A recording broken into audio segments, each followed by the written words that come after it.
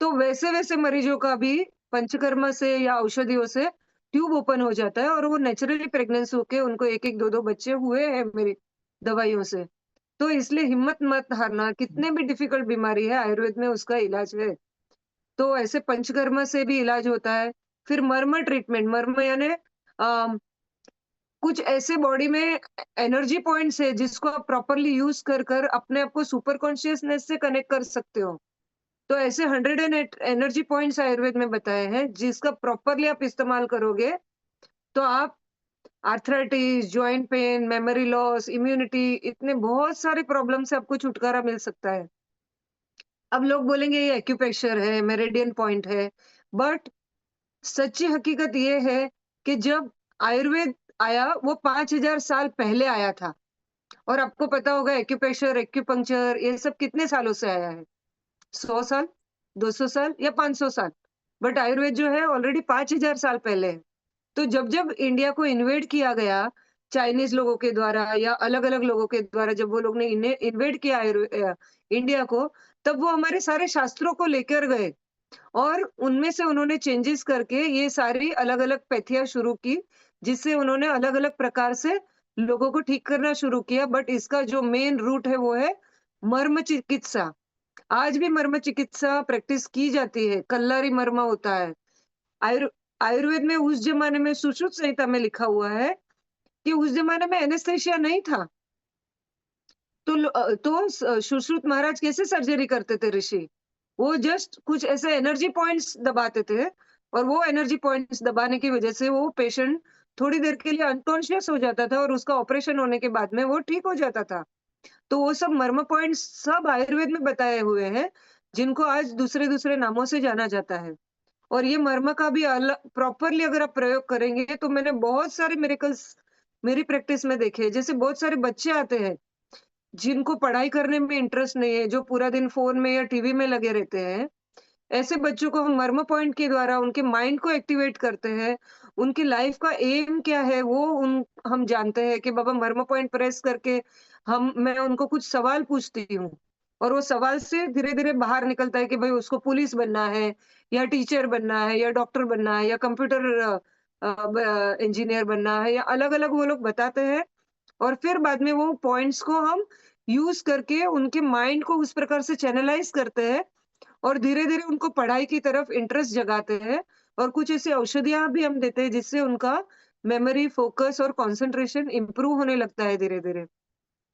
तो आयुर्वेद में ये सब चमत्कारिक चीज़ें बताई है और and it really works like magic. अगर आप उसको प्रॉपरली यूज़ करने लगे तो ये कुछ जादू नहीं है, ये साइंस है और ये 5000 साल से चल रहा है बट हमें सिर्फ़ उसके ऊपर विश्वास रखना है और उसको डे टू डे लाइफ़ में हमें प्रैक्टिस करते रहना है, तो you will definitely see very good results in your health. Everything आपका सब कुछ इम्प्रूव होते जाएगा, आपके घरवालों का आप देखेंगे धीरे-धीरे हेल्थ इम्प्रूव होने लगेगा। जब आप इसमें से जो मैं आपको बताऊँगी उसमें से 1 या 2 चीज़ भी फ़ॉलो करेंगे ना, तो you will start seeing major improvements in your family members and also in yourself. फिर उसके बाद में diet, lifestyle, home remedy, panchakarma और मर्म और हर्बल रेमेडीज़। तो हर्बल रेमेडीज़ में बहुत सारे आयुर्वेद में मतलब ऐसी-ऐसी महान जड़ी-बूटियाँ बताई है, जो कि आप यूज़ करने से arthritis, diabetes, cholesterol, blood pressure, infertility, ageing process हर एक बीमारियों में आप रिज़ल्ट दे सकते हो और आप खुद यूज़ कर भी उसका रिज़ल्ट देख सकते हो। जैसे 27 इयर्स की मेरी प्रैक्टिस में यू वोंट बिलीव ऐसे-ऐसे लोग मेरे पास आए हैं जिनको 4 जन पकड़ के लेके आते हैं। वो चल नहीं पाते, सीढ़ी नहीं चढ़ पाते और वो बाद में दूसरी बार 6 महीने, 8 महीने के बाद में चलने लगते हैं।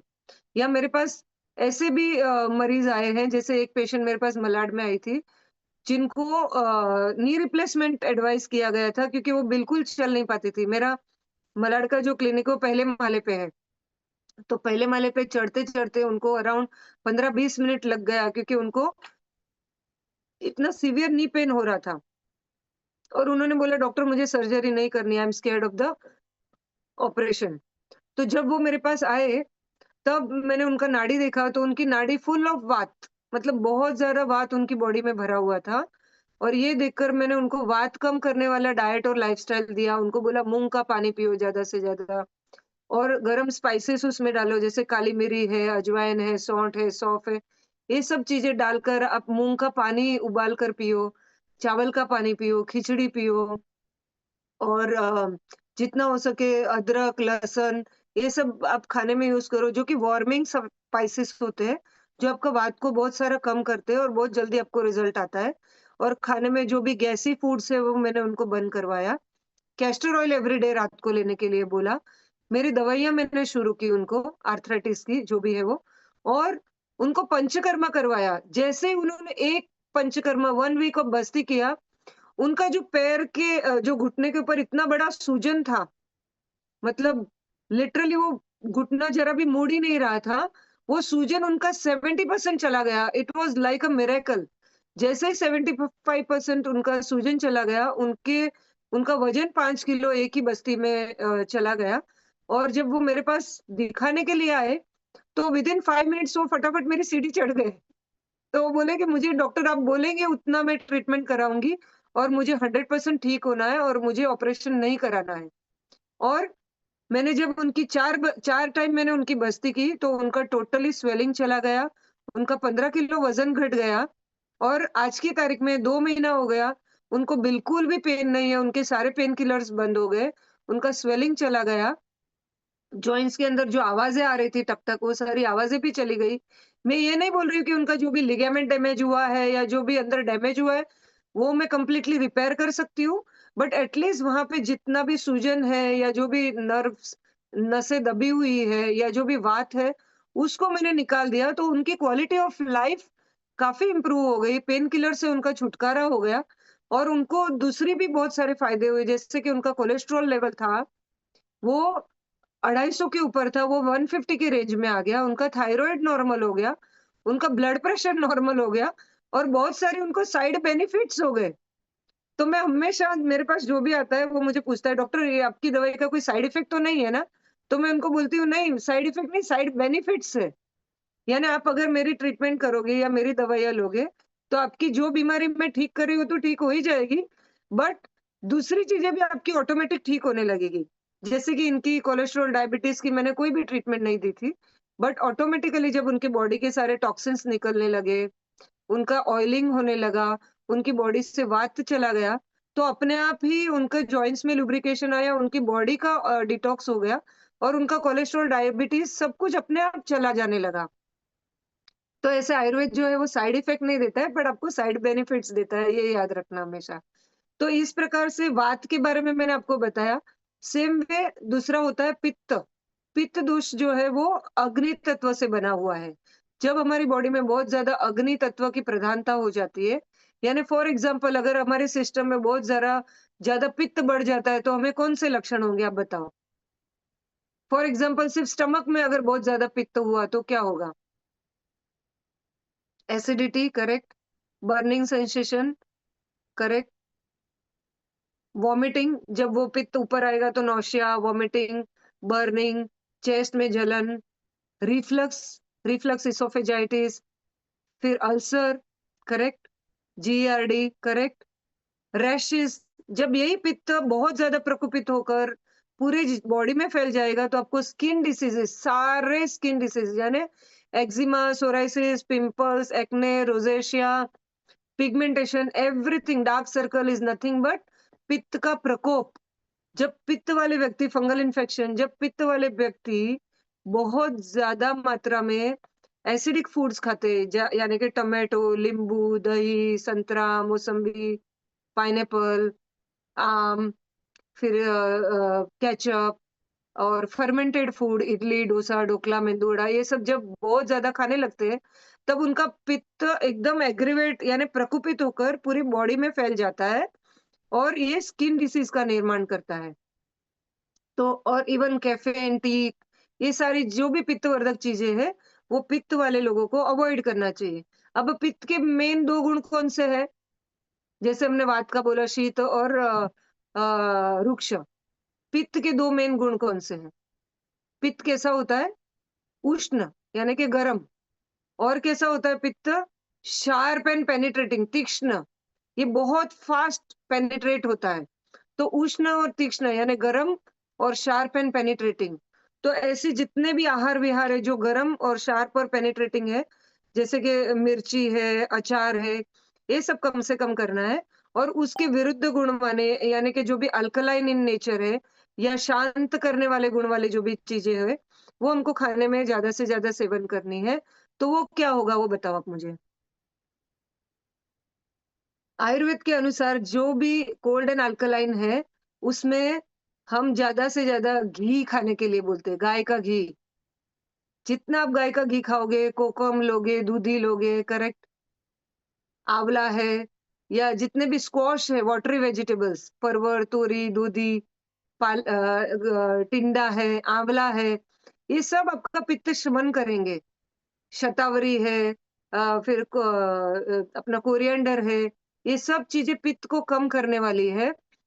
तो जितना हो सके उस उतना खाने में गाय का घी है, दूध है, खिचड़ी, दाल-चावल, मूँग, ये सब चीज़ें ज़्यादा से ज़्यादा खाइए। But try to avoid raw vegetable and raw salad. सब बोलते हैं रॉ खाओ, बट आयुर्वेद में रॉ चीज़ें मना है।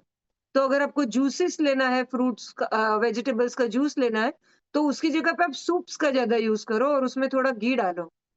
अब मुझे बताओ ऐसे कौन से स्पाइसेस है जो कि कूलिंग यानी पित्त को कम करेंगे? आयुर्वेद में पित्त को कम करने के लिए भी स्पाइसेस बताएँ। तो सबसे मुख्य 3 स्पाइसेस है, जैसे मेरे पास बहुत सारे लोग आते हैं, करेक्ट? जीरा, धनिया और सौंफ और इलायची। तो बहुत सारे ऐसे लोग आते हैं जिनको अल्सर का प्रॉब्लम है, ड्यूोडेनल अल्सर है और वो ठीक नहीं हो रहा है, इतने एंटासिड वो लोग ले रहे हैं बट इट्स नॉट गोइंग। तो उनको सिर्फ सिंपल आयुर्वेद में मैं देती हूँ जीरा, धनिया और सौंफ का पानी पीने के लिए और डाइट पित्त का बताती हूँ। तो ऑटोमेटिकली उनका पित्त कम होने लगता है, एसिडिटी कम होती है, वॉमिटिंग, नोशिया ये सब कम होने लगता है। और उसका साइड बेनिफिट ये होता है कि उनके बाल गिरना कम हो जाते हैं, आँखें की रोशनी अच्छी होने लगती है क्योंकि स्किन, विज़न एंड हेयर ये तीनों भी जो है वो पित्त से कनेक्टेड होते हैं। तो ऐसे लोगों को जीरा, धनिया, सौंफ का ज़्यादा प्रयोग करना चाहिए पित्त कम करने के लिए। और विरेचन कर्म पंचकर्म में होता है, घी दूध ज़्यादा लेना चाहिए, ठीक है? हर्पीस का इन्फेक्शन जैसे आपने पूछा तो herpes is also because of pitta तो वो नागिन जैसे बोलते हैं, वो भी पित्त के ही सारे सिम्पटम है, बर्निंग है, इचिंग है, तो पित्त शामक जो भी है आपको इलाज करना है। उसके बाद तीसरा दोष होता है कफ दोषा। कफ दोष जो होता है वो पृथ्वी और जल से बना हुआ होता है। फॉर एग्ज़ाम्पल आपकी बॉडी में बहुत ज़्यादा वाटर एंड अर्थ एलिमेंट बढ़ गया तो क्या होगा मुझे बताओ? जब आपकी कफ, cold correct? Water and earth element से कफ, cold, tonsillitis, heaviness correct? Oedema, सूजन आएगी, वेट गेन होगा, ओबेसिटी का problem, diabetes, cholesterol, sore throat, all everything related to lungs, asthma, heavy breathing, heavy nose, sinusitis, everything is connected to kapha dosha. तो अगर ऐसा कोई व्यक्ति है जिसको इसमें से कफ की सारी बीमारियां हैं और वो बहुत ज्यादा दूध पीता है या बहुत गेहूं की चीजें या दही, लस्सी ज़्यादा खाते हैं या मैदे की चीज़ें ज़्यादा खाते हैं या बेसन की चीज़ें ज़्यादा खाते हैं, तो उनका कफ क्या होगा? बढ़ जाएगा। उनका वज़न बढ़ेगा, कोलेस्ट्रॉल बढ़ेगा, डायबिटीज़ बढ़ेगा, सब कुछ बढ़ेगा। तो ऐसे लोगों को हमें कम करने के लिए कौन से गुण वाली चीज़ें बढ़ानी है और कौन से गुण वाली चीज़ें कम करनी है? जल और पृथ्वी का कौन-सा गुण होता है? सबसे मेन गुण पृथ्वी का क्या है? भारीपन, जड़ता, हेवी चीज़ें, जितनी भी हेवी चीज़ें वो कम से कम करनी है, ठीक है? और जो भी तासीर में गरम है, जिसका वीर्य सॉरी ठंडा है, शीतवीर्य है, वो सब चीज़ें आपको कम करनी है क्योंकि जो भी भारी और ठंडी चीज़ें होती है, वो कफ को बढ़ाती है। तो ऐसी चीज़ें आपको कम करनी है और ज़्यादा से ज़्यादा वार्म, लिक्विड, सूपी चीज़ें और मूँग वाली चीज़ें, ज़्यादा से ज़्यादा वेजिटेबल सूप्स ज़्यादा से ज़्यादा और वार्मिंग स्पाइसेस ज़्यादा से ज़्यादा आपको यूज़ करने हैं, ठीक है? तो ये हो गया बेसिक प्रिंसिपल्स ऑफ आयुर्वेदा वात, पित्त और कफ। अब इसके ऊपर ही आपकी सारे मरीज़ों की ट्रीटमेंट टिकी हुई है। आपके पास जो कोई भी आता है उसको आपको ये 3 चीज़ में डिवाइड करके देखना है, कि वात प्रकृति है, इसके अंदर वात की विकृति है, पित्त की विकृति है, कफ की विकृति है। वो कैसा दिखता है? ये सब आपको ऑब्जर्व करना है। जैसे ही आपकी क्लिनिक में एंटर होते हैं, आपको ऑब्जर्व करना शुरू करना है कि ये व्यक्ति कैसा दिख रहा है, ये वात वाला होगा, पित्त वाला है या कफ वाला, और अकॉर्डिंगली आपके दिमाग में आपका उनका प्लानिंग शुरू हो जाना चाहिए। तो ये हो गया मेरी तरफ से आपको। अब आपको मेरे पास से क्या-क्या चाहिए, वो आप मुझे सवाल पूछ सकते हैं और मैं आपको उसके जवाब दूँगी।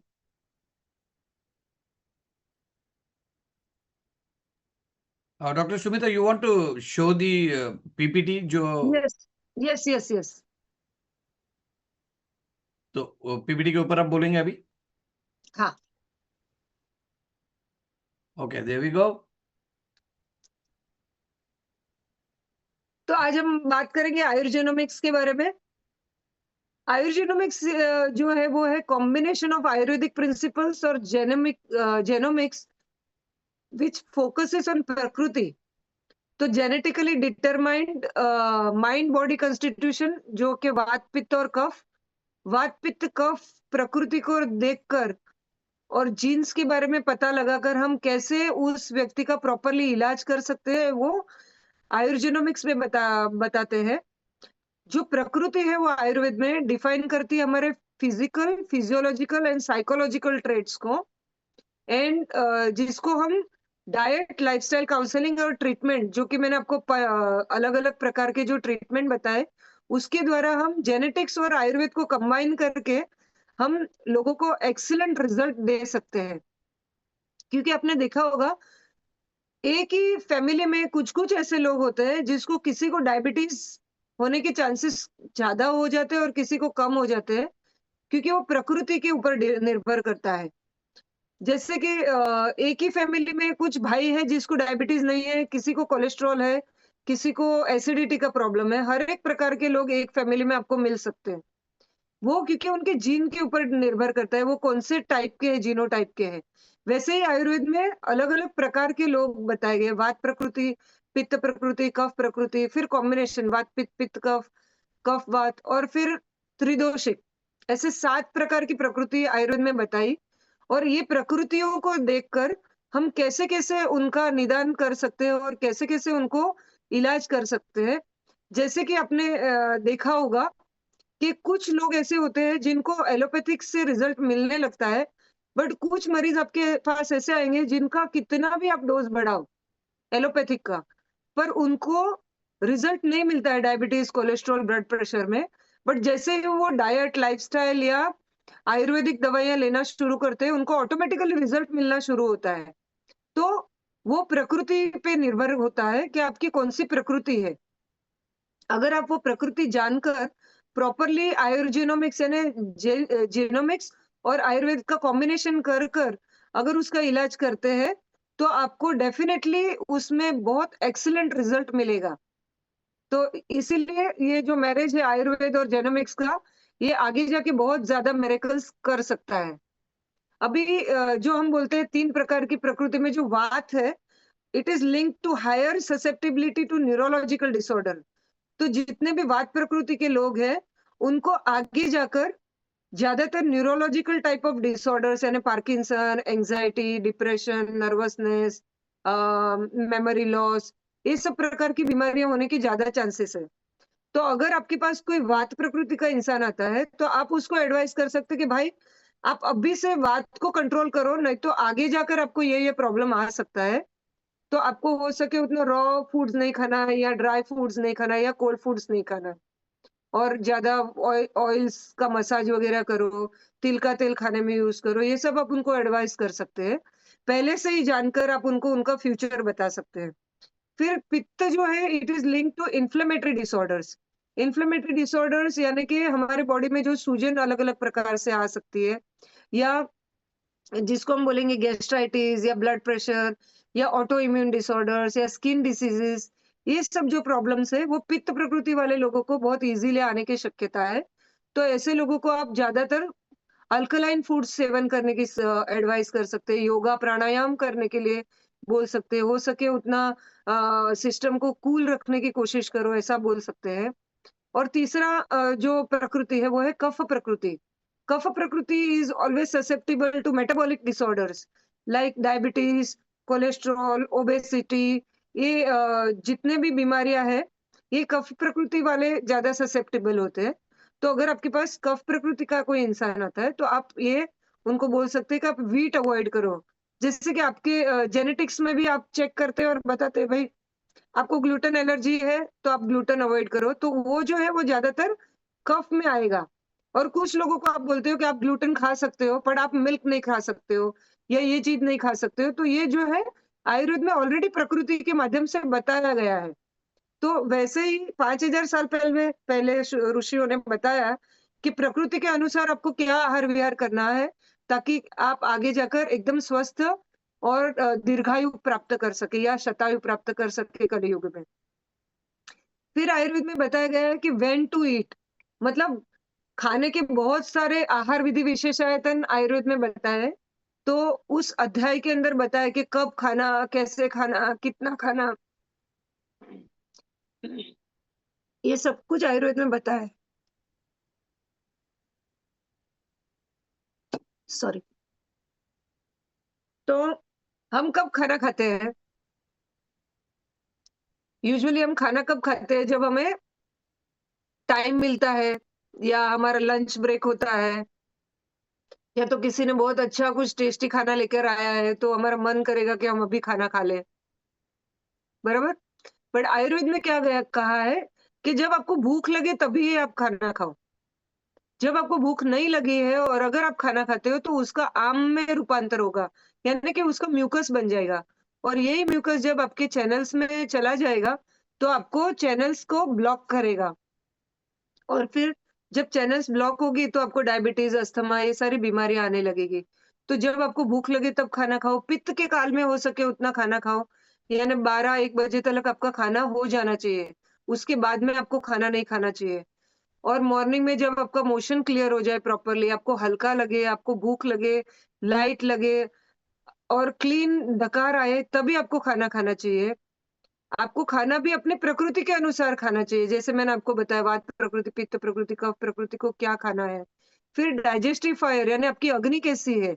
अगर आपकी बहुत तीक्ष्ण अग्नि है, तो आप प्रॉपरली खाना खा सकते हो। अगर आपकी मंद अग्नि है, बहुत कम ही आप खाना पचा सकते हो, तो कम खाना खाओ।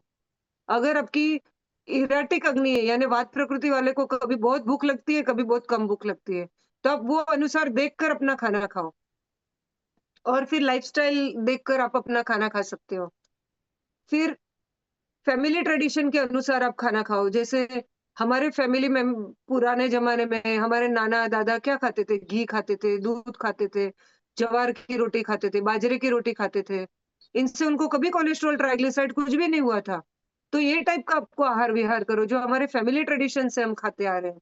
हमारे दोषों को बैलेंस करने वाला खाना, यानी वात, पित्त, कफ तीनों को बैलेंस करने वाला हमें खाना खाना चाहिए। लोकली ग्रोन फूड, जैसे आज हम देख रहे हैं जब से हमारे इंडिया में पिज़्ज़ा, पास्ता, बर्गर ये सब बाहर से आया, चाइनीज़ फूड्स आने लगे, तब से हमारी बीमारियाँ बढ़ते ही जा रही है, बढ़ते ही जा रही है। जब मैं कॉलेज में थी, तभी मैंने कभी पिज़्ज़ा, पास्ता देखा ही नहीं था। जब मैं मेडिकल कॉलेज में फाइनल ईयर में आई, तब फर्स्ट टाइम मैंने पिज़्ज़ा और पास्ता खाया। इसलिए जब मैं मेरी प्रैक्टिस कर रही थी, तब मेरी प्रैक्टिस में मैंने बहुत ही कम फीमेल्स को देखा था कि जिनको पीसीओडी या यू नो अल्जाइमर या फीमेल्स में हॉट फ्लशेस या मेनोपॉज़ल सिंड्रोम, ये सब मैंने मेरी मम्मी को या मेरी नाना-नानी को कभी देखा ही नहीं था या नानी या दादियों को। बट जब से ये सारी चीज़ें आने लगी है, जब से हम लोकली ग्रोन फूड नहीं खाने लगे हैं, तब से हमें बीमारियाँ आने लगी। छोटी-छोटी लड़कियों को 5वीं में पीरियड्स आने लगे हैं। All because of the hormones injected foods which we are eating nowadays. फिर आयुर्वेद कहता है light and easy to digest food खाओ। षड रसात्मक यानी मधुर, अम्ल, लवण, कटु, तिक्त, कषाय यानी 6 रस वाले फूड खाओ। थोड़ा-सा ऑयल खाने में यूज़ करो, एकदम विदाउट ऑयल वाला खाना खाओगे, तो आपकी स्किन टोटली ड्राई हो जाएगी, आपकी जॉइंट्स में से आवाज़ें आने लगेगी। और जब से हमने तेल घी खाना बंद किया, तब से नी रिप्लेसमेंट शुरू हो गए, क्योंकि हमारे जॉइंट्स की ऑयलिंग चले जाने लगे, हमारी बॉडी ड्राई होने लगी। इसलिए थोड़ा घी, तेल हमें खाना ही चाहिए, मसाज करना चाहिए तेलों का, जिससे कि हमारी बॉडी में और स्किन में ऑयलिंग रहे। हो सके उतना वेजिटेरियन फूड ज़्यादा से ज़्यादा खाओ और होम कु अभी हम क्या करते हैं, जब खाना खाने जाते हैं तो एंड में हम स्वीट खाते हैं, बराबर? जहाँ पे भी आप जाओ लास्ट में आपको आइसक्रीम मिलेगी या लास्ट में खीर खाएँगे। बट आयुर्वेद क्या कहता है, हमेशा हमारा शुरुआत जो है खाने का, वो स्वीट से होना चाहिए, अंत स्वीट से नहीं होना चाहिए। शुरुआत में हम कफ-वर्धक आहार खा सकते हैं, यानी जो भी मीठा हमको खाना है वो स्टार्टिंग ऑफ द फूड खाइए, ताकि आपकी जो भी अंदर की गट है उसमें प्रॉपर लुब्रिकेशन हो जाए और आपका खाना प्रॉपर्ली पचे। तो always start your food with home cook sweet. हो सके उतना घर में खाना खाओ। आजकल तो स्विगी, ज़ोमैटो इतना हो गया है कि धीरे-धीरे इंडियन किचन्स बंद होने लगे हैं। बट जब से ये सब होने लगा तब से बीमारियाँ बढ़ने लगी। तो अगर हमें हेल्दी रहना है तो होम कुक फूड ज़्यादा से ज़्यादा खाइए। कोल्ड वाटर नहीं पीजिए। मैंने देखा है लोगों को कोल्ड ड्रिंक की बाटली लेकर बैठते हैं या जग लेकर बैठते हैं। खाना खाते-खाते पिज़्ज़ा खाते हुए कोल्ड ड्रिंक्स पीते हैं, जो हमारी जठराग्नि को टोटली बुझा देगा। तो ये चीज़ आपको बंद करनी है और डाइजेस्टिव स्पाइसेस जितना हो सके उतना आप खाने में यूज़ करिए।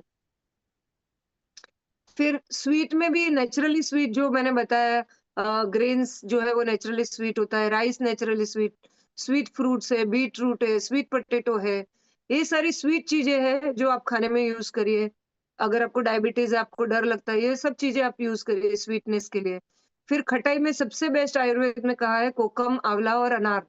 ये तीनों आप खटाई में यूज़ करिए। हो सके उतना सेंधा नमक मैक्सिमम यूज़ करिए। जब से हम आयोडाइज़्ड नमक यूज़ करने लगे, मैंने मेरी प्रैक्टिस में देखा है थायराइड का प्रॉब्लम ज़्यादा बढ़ रहा है। तो आयोडाइन सॉल्ट की ज़रूरत नहीं है। जब हम सेंधव नमक यूज़ करते हैं, सफ़ेद, पिंक नहीं, सफ़ेद सेंधव नमक आयुर्वेद में कहा है, वो अगर आप यूज़ करना शुरू करोगे तो ऑटोमैटिक आपको सारे मिनरल्स सब कुछ मिलने लगेगा। आपको अलग से उसमें आयोडीन डालने की ज़रूरत नहीं है। और फिर पंजेंट टेस्ट के लिए आयुर्वेद में कहा गया है कि garlic, onion, ginger, black pepper ये सब खाने में यूज़ करिए। बिटर टेस्ट के लिए करेला, हल्दी, फिर ग्रीन और येलो जितनी सब्जियाँ हैं, ब्रोकोली है, ये सब बिटर टेस्ट है। एस्पैरागस, लीफी वेजिटेबल्स, एस्ट्रिंजेंट में leafy vegetable, blueberry, beans, peas, ये सब अलग-अलग टेस्ट वाली चीज़ें, यानी 6 के 6 टेस्ट हमें खाने में यूज़ करने हैं। और सबसे इम्पोर्टेंट हर एक जन को मूँग ज़्यादा खाना चाहिए, खिचड़ी, मीठे फल, आँवला का मुरब्बा आता है अगर आपको खट्टा टेस्ट पसंद है तो, गाय का घी, फिर गुड़, घी और सूंठ का पाउडर, ये सब चीज़ें खाने में ज़्यादा से ज़्यादा यूज़ करिए।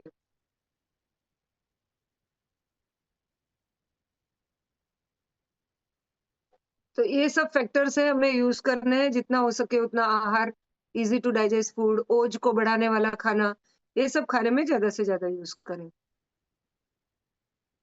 ये सब सिंपल आप एक फ़ोटो ले सकते हैं इसका, स्क्रीनशॉट ले लीजिए तो आपको पता चलेगा कि क्या-क्या खाने के लिए अच्छा होता है आयुर्वेद के अनुसार। अब मेरे कुछ टेस्टिमोनियल्स जैसे स्टेन सर ने मुझे बोले थे, आप थोड़े टेस्टिमोनियल लोगों को बताना, ताकि उनको पता चले कि आयुर्वेद में कितना पावर है। अभी फर्स्ट जो आप देख रहे हैं 44 इयर्स में उन्होंने कंसीव किया। 12 साल तक वो ट्राई कर रहे थे, पर उनको प्रेग्नेंसी नहीं हो रही थी। उनका AMH was only 0.2 0.3। You won't believe 0.3 AMH में आईवीएफ भी नहीं अलाउड है। वो लोग सिर्फ डोनर एग से ही आईवीएफ करते हैं जब आपका 0.3 एमएच अगर होगा तो। और उनको with my supplements naturally pregnancy हुई एट द एज ऑफ 44 और उनको हेल्दी बेबी डिलीवर किया उन्होंने फुल टर्म में। दूसरा जो एग्जांपल है उनका 3 आईयूआई फेल होने के बाद में एएमएच 1.5 से 2.4 तक 3 महीने में मेरी दवाई से इंक्रीज हुआ। अगर आप गूगल पे जाके सर्च करोगे कि एएमएच बढ़ता है या नहीं, तो उसमें क्लियर कट लिखा होगा कि AMH never increases, it deteriorates day by day. हर महीने एएमएच रिड्यूस होता है, कभी भी बढ़ता नहीं है। बट मेरे पास ऐसे केसेस है, मेरे पास उनके रिपोर्ट्स है जिनका एएमएच बढ़ा और उन्होंने नेचुरली कंसीव किया और उनको बेबीज भी हुए। आईवीएफ, आईयूआई बहुत सारे फेल होने के बाद भी नेचुरली प्रेगनेंसी हुई है। फिर आप ये देखेंगे 14 साल तक उन्होंने ट्राई किया था, दुबई में रहते हैं वो। 14 इयर्स ऑफ मैरिज उन्होंने बहुत ट्राई किया बट प्रेगनेंसी कभी भी नहीं हुआ, उन्होंने पूरा होप छोड़ दिया और मेरी दवाई लेने के बाद में 70 डेज़ के अंदर she got pregnant, only within 70 days after trying for 14 years for pregnancy. और 2.5 महीने की ये बेबी का फ़ोटो उन्होंने मुझे भेजा एंड एकदम नॉर्मल डिलीवरी और एकदम हेल्दी बेबी हुई उनको उनको इस उम्र में भी। ऐसे बहुत सारे एग्ज़ाम्पल हैं। अभी ये दूसरा जो लास्ट वाला है वो भी 14 इयर्स ऑफ मैरिज, 7 आईयूआई और 2 आईवीएफ फेल होने के बाद में 6 महीना मेरी ट्रीटमेंट करने के बाद में उनको ये बेबी एकदम हेल्दी बेबी कंसीव हुआ and normal conception and normal healthy baby conceive हुआ। उसके बाद की जो स्लाइड है वो तो एकदम मिरेकुलस रिजल्ट है। ट्रिपलेट्स हुए after trying for 13 years of marriage. 13 साल तक वो लोग ट्राई कर रहे थे पर उनको बच्चे नहीं हो रहे थे। और सबसे मजेदार बात ये है कि only with diet, lifestyle and my supplements with in only 2 months the female conceived triplets और तीनों लड़के हुए उनको, which was a miracle for me also. मुझे खुद को बिलीव नहीं हो रहा था कि ये हो सकता है। और कुछ एग्जांपल्स है जो ट्विन्स के हैं। और एक जो ट्विन्स है उनकी दोनों ट्यूब ब्लॉक थी, ओवरीज में सिस्ट थी और कंप्लीट हार्मोनल इम्बैलेंस था। उनका पूरा कंप्लीट पंचकर्मा किया गया और बाद में उनको ये ट्विन्स हुए। तो ऐसे एक्सीलेंट रिजल्ट्स बहुत सारे हैं। उसके नेक्स्ट स्लाइड में जो है वो 7 साल की शादी के बाद में आईयूआई फेल और सीवियर पीसीओडी। उनका एएमएच हमेशा 5 और 6 इतना एक्सट्रीम एएमएच जब होता है, तब क्वालिटी बहुत खराब होती है एग्स की। और उसमें भी उनको कंसीव हुआ ये baby after 2 years of taking my supplements. उनको थोड़ा ज़्यादा टाइम लगा क्योंकि केस थोड़ा डिफिकल्ट था। और ऐसे बहुत सारे रिजल्ट है, मैं बोलते ही जा सकती हूँ, हज़ारों है ऐसे ऑल ओवर द वर्ल्ड। अभी इनको 3 मिसकैरेज के बाद में ये दोनों भी बच्चे मेरी दवाई से हुए हैं। दोनों टाइम उन्होंने मेरी दवाई ली। उनका टॉर्च टेस्ट पॉज़िटिव था और कहीं पे भी उनको रिज़ल्ट नहीं मिल रहा था। हर बार बेबी कंसीव होता था, 3 महीना 4 महीना में उनको मिसकैरेज हो जाता था या एब्नॉर्मल बेबी कंसीव हो जाता था। और आफ्टर टेकिंग माय सप्लीमेंट्स 3 महीने में पंचकर्मा करके उनको कंसीव होके हेल्दी दोनों भी बेटे दोनों भी बार मेरी दवाई से हुए। ये कुछ आउट ऑफ इंडिया के कुछ केसेस है जो कंसीव हुए और बहुत डिफिकल्ट केसेस में बहुत हेल्दी बेबीज कंसीव हुए।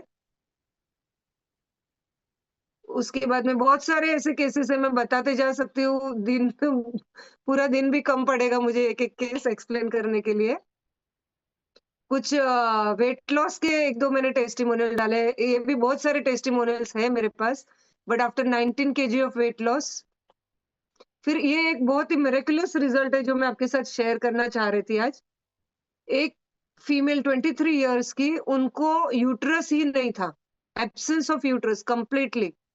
और उनको बोला गया था कि आपको कभी भी मतलब शादी नहीं करनी चाहिए क्योंकि आपको आगे जाके कभी भी कंसीव नहीं होगा, कुछ भी आपका नहीं हो सकता है। तब वो मेरे पास आई, उन्होंने मेरा ट्रीटमेंट लिया और after around 1 and half years आज आप देख सकते हो कि उनके पेल्विक अल्ट्रासाउंड के अंदर उनका यूट्रस दिखाई दे रहा है 4.1 centimetre into 2.5 centimetre into 1 centimetre. उनका सर्विक्स भी दिखाई दे रहा है 2.5 सेंटीमीटर। और पूरा अंदर उनका सर्विक्स, इवन उनका एंडोमेट्रियम भी डेवलप हो गया है, central thin line and normal in appearance endometrium, which is like a complete miracle for me and for everybody. यानी ये एक बहुत ही बड़ा मिरेकल है। तो ऐसे बहुत सारे मिरेकुलस केसेस है। अभी नेक्स्ट जो केस है वो है obesity with hair fall, with diabetes, cholesterol, arthritis. अब जो बोलोगे वो सब था उनको। मिसेस शेट्टी, जो हर बार सामने से मुझे बोलते हैं कि डॉक्टर मेरे बालों का फोटो लेकर आप अपने लोगों को दिखाइए ताकि उनको आयुर्वेद में विश्वास आए। आप फर्स्ट फोटो में देख सकते हैं कि उनके बाल कितने कम और ड्राई थे।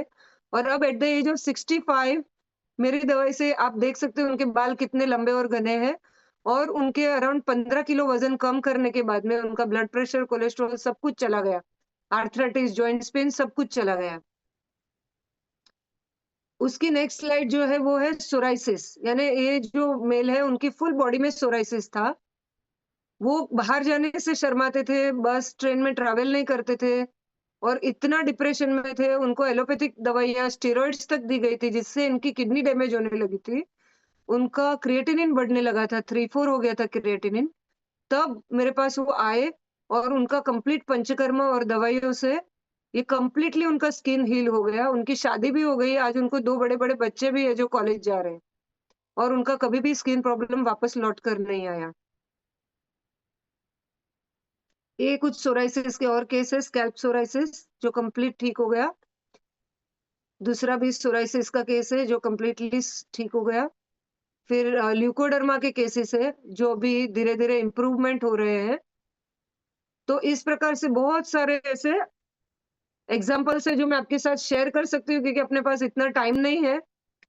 तो मैंने मिनिमम जितना हो सके उतना शेयर करने की कोशिश की है आपके साथ। आई होप आपको काफ़ी सारा अंडरस्टैंडिंग आया होगा आयुर्वेद के बारे में। अगर आपको कुछ भी क्वेश्चन्स है तो आप मुझे पूछ सकते हैं। बहुत बहुत धन्यवाद doctor Sumita Prajapati. Sumita Prajapati actually is from Mumbai. उनका मलाड में एंड आई थिंक कारगर में ऐसे 2-3 क्लिनिक हैं। वो जब इंडिया में आते हैं तो वो वहाँ पे रोटेशन में वो कंसल्टेशन कर लेते हैं।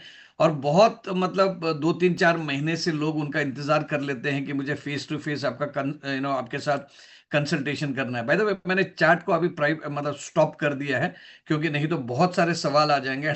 मुझे पता है कि आप अपना अपने पूरे अभी हेल्थ कंडीशंस को बता के ऑनलाइन में ही कंसल्टेशन ले लोगे यूएसए में।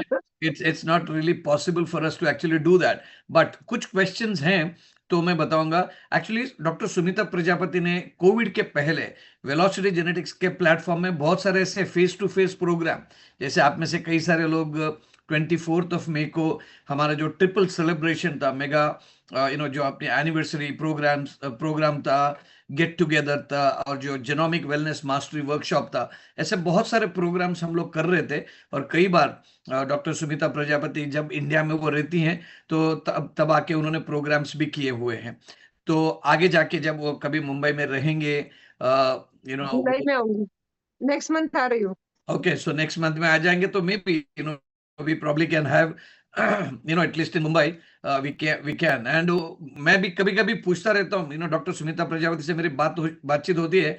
मेरा पहला सवाल होता है कि which part of the world you are, because वो बहुत ट्रैवल कर लेते हैं। अभी कभी यूके में है, कभी यूएसए में है, कभी तंजानिया जाते हैं अफ्रीका के, और कभी इंडिया में जाते हैं। So she absolutely travels.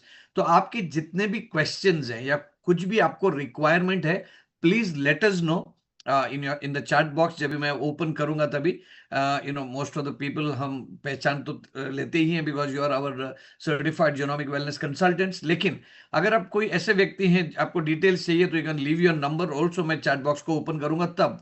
लेकिन अभी कई सारे लोगों ने यहाँ पे कुछ क्वेश्चंस पूछे हैं, and this is an opportunity for me to ask. So Atreya Mukherjee ने एक सवाल पूछा है डॉक्टर सुमिता कि what is the difference between Ayurveda and naturopathy, क्या फर्क है इसमें? आयुर्वेदा एंड नेचुरोपैथी में बहुत सारा फ़र्क है। जैसे नेचुरोपैथी में ज़्यादातर वो लोग रॉ वेजिटेबल और रॉ सलाद रिकमेंड करते हैं। बट आयुर्वेद में हम रॉ वेजिटेबल और रॉ सलाद रिकमेंड नहीं करते हैं। दूसरा, नेचुरोपैथी में वो लोग बहुत ज़्यादा ड्राई एनिमास देते हैं, बस्ती। तो उसमें वो लोग दवाइयों के काढ़े बनाकर या कॉफ़ी या चाय या ये सब का एनिमास देते हैं, जो आयुर्वेद बिल्कुल रिकमेंड नहीं करता है। क्योंकि आयुर्वेद में हम ऐसा मानते हैं कि इंटेस्टाइनल जो वॉल है, उसमें आप डायरेक्ट ड्राई चीज़ें नहीं डाल सकते हो। उसमें कुछ तो लुब्रिकेंट की ज़रूरत पड़ती है। तो हम आयुर्वेद में ऑयल एनिमास या काढ़े के एनिमा ये ज़्यादा रिकमेंड करते हैं, जिसमें हम थोड़ा-सा काढ़े के एनिमा में भी थोड़ा-सा ऑयल डालते ही हैं।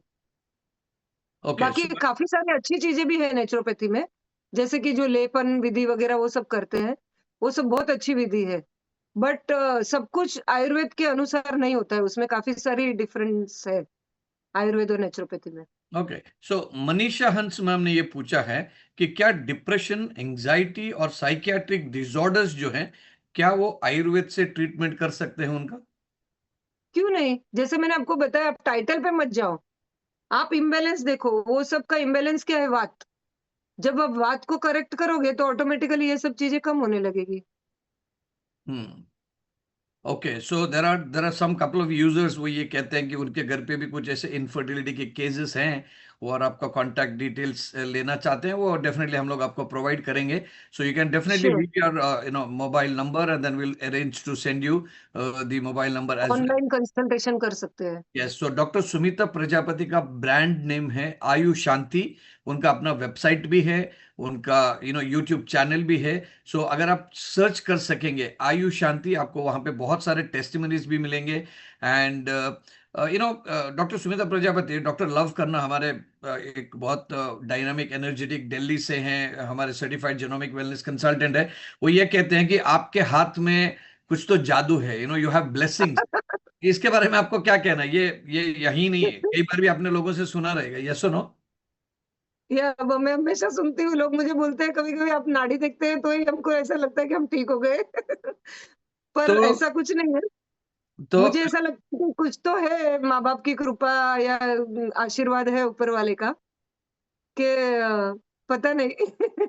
ठीक है। हो जाता है, रिजल्ट मिल जाता है। और आई थिंक जहाँ पे ये बोलते हैं कि आपके वाइब्रेशंस अच्छे हैं, आपके इंटेंशंस अच्छे हैं, आप रियली एक आपके सामने जो क्लाइंट आते हैं, पेशेंट आते हैं, या जो भी एक इंसान आता है उसको पूरे दिल से अगर आप उनको ट्रीटमेंट करना चाहते हैं, उनका भला चाहते हैं, तो मेरे ख्याल से I think the whole universe helps all of या मैं ये सोचती हूँ कि एक इंसान जो है ना, उसका शरीर मंदिर है, और वो मंदिर को साफ करना और शुद्ध रखना ही मेरा कर्तव्य है। तो बिल्कुल। मैं अपने हिसाब से कोशिश करती हूँ कि वो मंदिर को मैं साफ कर सकूं, और उसके अंदर जो उसके हृदय में बसे हुए भगवान है, उनका मैं कुछ सेवा पूजा कर सकूं, जो तो अपने आप मेरे भगवान की सेवा हो जाएगी। बिल्कुल, आई थिंक ये विचार हम सभी लोगों में भी रहे, because at velocity genetics also हम यही चाहते हैं कि whether it's Ayurveda, homeopathy, naturopathy, कुछ भी तरीके रहेंगे कि अपना अपना हर एक का साइंस है। So we need to be open minded, and then जो भी अच्छी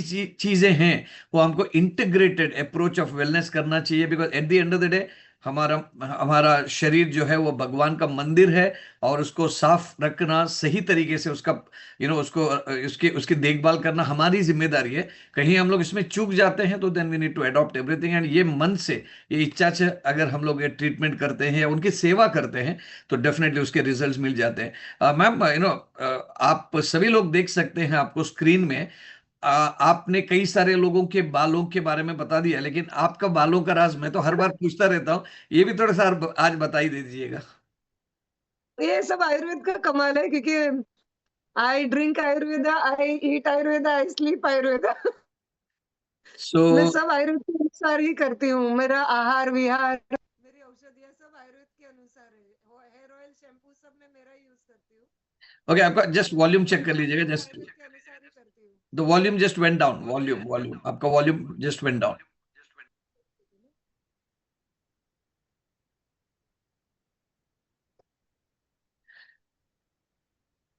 अभी ठीक है? Yes yes, perfect. सो मुझे याद है, आई थिंक इन 2004 और 5, एक सेकंड जरा, एक second. Yes, you can just put it horizontally if you don't mind.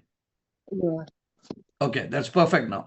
सो मुझे याद है कि इन 2004 या 2005 I guess, we were in Chennai, and एक ऐसा कॉन्फ्रेंस हो रहा था, वहां पे शायद मैं एंकर था या वन ऑफ द स्पीकर्स था, और हाँ हाँ। वहां पे मैंने सडनली देखा डॉक्टर सुनीता प्रजापति भी is one of the speakers, और मैंने उनको ये पूछा कि how come you are here. So and उनका वो सवाल था कि how come you are here, and actually we were actually working on a similar platform. I think we were talking about ayurveda and alternative healing way back in 2004, if I remember it right. It was Image Auditorium in Chennai. So ma'am, yes. तब से आप प्रचार करते हैं, practice तो अपना करते ही हैं, लेकिन you believing a lot in education, बहुत सारे यस। प्रोग्राम्स करते हैं, बहुत सारे सिंपोजियम्स करते हैं, बहुत सारे ऐसे ऑनलाइन ऑफलाइन प्रोग्राम्स करते हैं। How do people outside India, Bharat के लोग नहीं, आप हम बोल सकते हैं गोरे लोगों के साथ जब भी आप काम करते हैं, what is their perception about Ayurveda और इंडियन हीलिंग सिस्टम के ऊपर, उनके क्या विचार है? आपको बिलीव नहीं होगा, वो लोग को अपने से ज्यादा नॉलेज है। दैट्स मेरे इंटरेस्टिंग। पास बहुत सारे ऐसे लोग आते हैं जो इतने डिफिकल्ट सवाल आयुर्वेद के बारे में पूछते हैं कि मुझे स्टडी करना पड़ जाता है। इतना नॉलेज वो लोग को होता है, कुछ कुछ लोगों को। और जिनको नहीं होता है, उनको हम समझाते हैं तो वो लोग समझते हैं। और बिलीव में वो लोग अपने से ज्यादा स्ट्रिक्टली डाइट और लाइफस्टाइल फॉलो करते हैं जब हम एडवाइस करते हैं तो। और and they get more faster result than us. हम लोग पास्ता पिज्जा एंड ये सब खाने के लिए हाँ। तरसते, और ये हम लोग सोचते हैं कि वी आर कूल वो लोग खुद पीपल। इंडियन ग्रोसरी में जाकर अजवाइन, मूंग ये सब ढूंढने लगते हैं जब मैं उनको बताती हूँ कि ये आपके लिए अच्छा है। कोकम ढूंढने लगते हैं, आंवला पाउडर ढूंढने लगते हैं। जब वो मेरा अटेंड करते हैं लेक्चर, तो वो लोग जाकर ये सब चीजें ढूंढ कर करना शुरू कर देते हैं। सिर्फ सुनते नहीं है। बोलते हैं ना, knowing is not doing but doing is doing. तो they really do. Correct. So I think no the take home advice for all of us here is that आज आपने जितना भी सुना, कई सारे लोगों ने, I am sure you must have got also noted down some notes also. अगर नहीं भी है, इसका रिकॉर्डिंग हम लोग आपको कल प्रोवाइड कर लेंगे. तो उसमें से जो भी आज सुना, कई बार ऐसा लगता है कि जब भी फ्री में मिलता है ना, वो हम लोग बहुत लाइटली लेते हैं. यही यही जो वेबिनार है, इसके लिए हम लोगों ने एक 999 रुपीज अगर एंट्री फीस देख के क्यों अपना लिंक अगर बेचते, I think you probably would have taken a little more seriously. So I think the take home message is that knowing is not doing, doing Doing is it. doing. और हम सभी लोगों को करना जरूरी है. And start with one thing, look at how it is going to change your life. And वैसे ही हम लोग we can make it as a practice. So it's all about our habits. हम लोग हैबिट्स के गुलाम हैं, तो अच्छी हैबिट्स हम लोग गुलाम बन जाएंगे उसके. I think the results will be visible. Our friend from Bengaluru, Rishi Burman, is asking, आपने जब इनफर्टिलिटी की बात की, लेट मैरिजेस और बहुत सारे आईयूआई आईवीएफ वगैरह फेल होने के बाद में आपने बता दिया था AMH. What exactly is AMH?